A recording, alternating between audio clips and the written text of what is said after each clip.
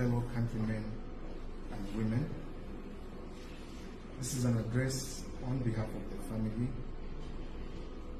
of President Edgar Lungu, the 6th Republican President of the Republic of Zambia. Between yesterday and today, we have had occasion to meet the government of the Republic of Zambia, represented by Honorable Lungu.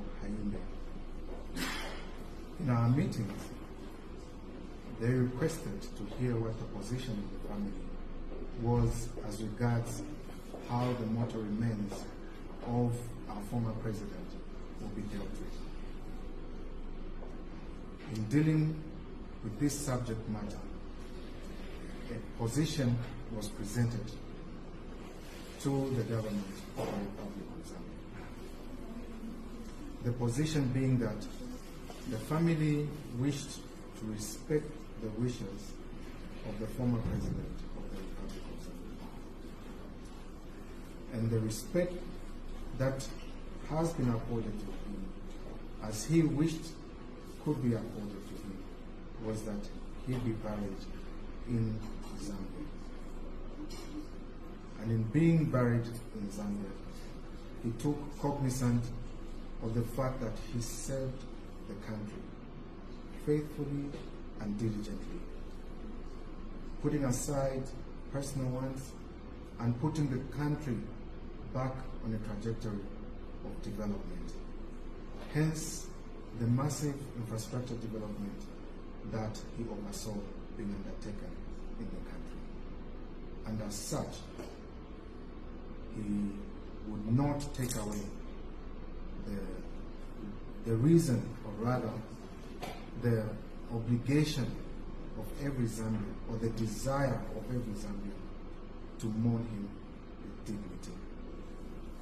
And as such, President Edgar Lungu deserves the honors of being buried with the dignity that will be accorded to him by the Zambians. Through all this, he was cognizant to the fact that the government, under the watch of President Hakainde Hichilema, did not treat him as it ought to have. Sometime in 2022, he requested to travel for medicals in South Africa. The state rejected that request. That request was re-emphasized in 2023. The state responded by stating that it had no resources. In his response to the state, he stated that he would use his own resources.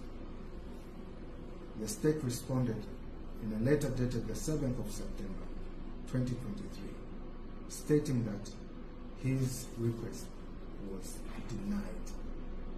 Notwithstanding that the said travel was not for leisure or business, but for his health to be attended to.